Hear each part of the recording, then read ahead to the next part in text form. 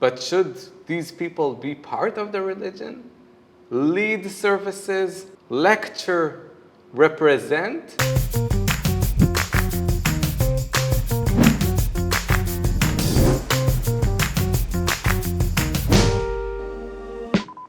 Hi everyone, I'm Morty Miller from the Jewish community here in Singapore and the founder of Shalom Point.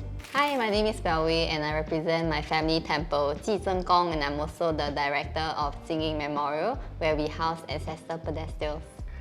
So it's wonderful having the opportunity to speak today. Today I want to speak about the youth. And it seems like that there is a decreasing number of believers. That youth today, and this is things we're hearing from all over, are less religious. So I was wondering, what are your thoughts about this? I do not see it declining. I feel like the youths, they just have a different approach when it comes to, not even religion, just spirituality. I think that a lot of the youths that they are really interested, they just don't know what is the right way to approach. But I feel it's more of they have to find their own purpose. Like why do you pray? Why do you practice this religion? So do you feel like they weren't really taught this purpose? An example I would use is that a lot of maybe, let's say, my Chinese religious friends, they always hear this term from their parents, 不要问这么多, don't ask so much. So every time they practice stuff with their parents, they always say, oh, why do I have to do this? Then the parents always say, don't ask so much, just do. Then when they grow up, right, they will never know. If you keep not educating them, then they will never have a chance to learn. When I'm thinking of the numbers and people maybe driven away from religion, first of all, I have this belief that religion is here to stay. Now we're in another time, an enlightened time. And no more need for religion. Yeah. But religion keeps showing up. Yes. In different parts of the world, in different ways, in different forms. Yeah. And we know that this does not contradict science. People are Nobel Prize winners and they're very religious. And I think the question that I need to ask myself as a Jewish person is, what are the answers that Judaism can give people that are asking and looking for this spiritual aspect in life? I see the way that they pray. I can tell that they do it out of habit. But after when I strike a conversation with them, you realize that they have a lot of questions and things like that. They haven't found their own purpose. Why do they practice it? Is it out of filial piety? They might not feel like they want to do it because it might be very early in the morning or their parents drag them out of bed. But of course, we told them that, we don't want you to feel pressured that, this is the only way you have to pray. But it's just to not make them feel like they are kept in the box.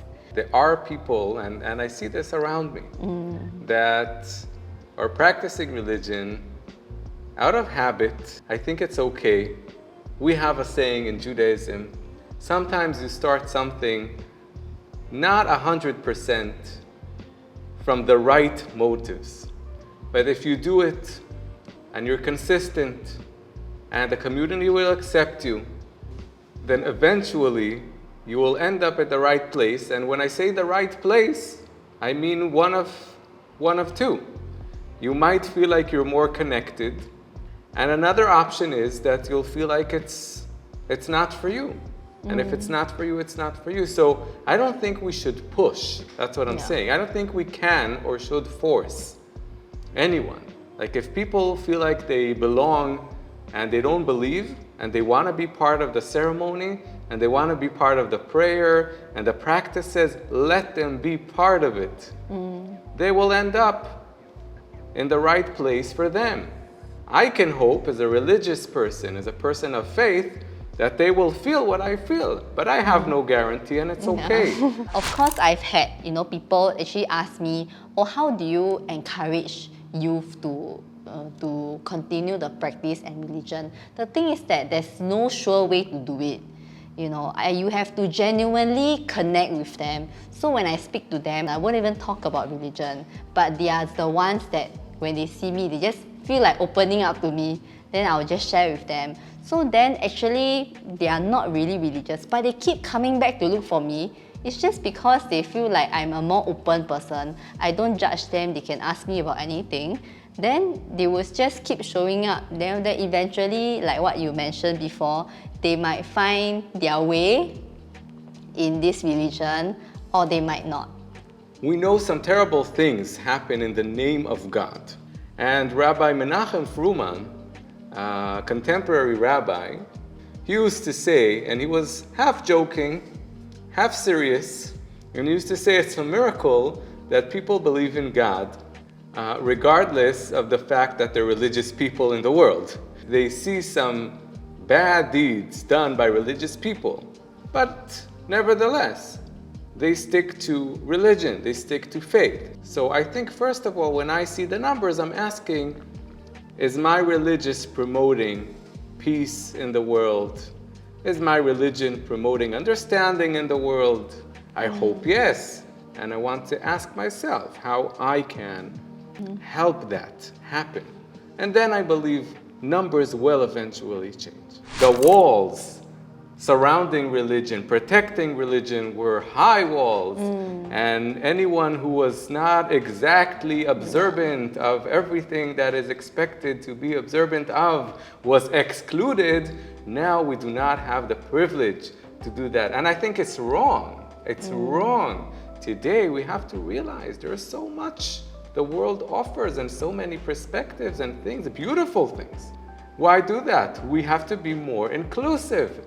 The big question is when inclusiveness shakes the boat, when inclusiveness leaves you with nothing. Sometimes you let in more and more and more, and then you don't identify your own religion. I think that for my religion, I always try to modernize the things. Of course, is to welcome the younger generation and encourage them to continue this practice. So one of the few things that, of course, have involved is our praying service. We actually have this praying service where we actually pray on behalf of them. So they will tell me what they need, I will fulfill it for them, and I'll take a video and send it to them. But the thing that I feel that it's very difficult to change is the burning of joss paper. I feel that because this practice has been so many years, right? Even for our tradition to evolve, it really takes a lot of time and it's a long journey. There's always the question where to draw the line. Yeah. Like what is necessary and is essential to religion that we cannot give up on, and what are things that we can be more open to? We can and should be open to additions that do not contradict the principles of faith. If somebody wants to bring elements, spiritual elements, philosophical elements, we can think together how to bring them to Judaism with an enriching Judaism. Think together with youth.